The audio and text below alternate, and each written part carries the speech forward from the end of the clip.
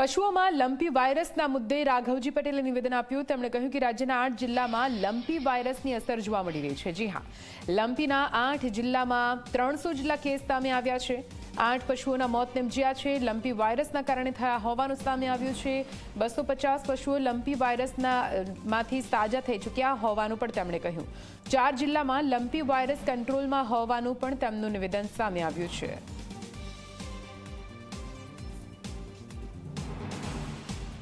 राज्य में 8 जिल्लाओं में लंपीना केसों देखाया था। लगभग 300 जेटला पशुओं ने एनी असर थई थी।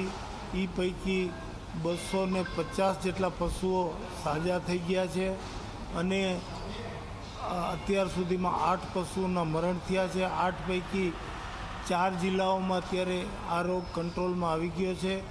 5 लाख उपरांत पशुओं ने रसीकरण कार्यक्रम लंपीना आ रोग आगळ वधतो अटके एना माटेनुं रसीकरण पण करी देवामां आव्युं छे।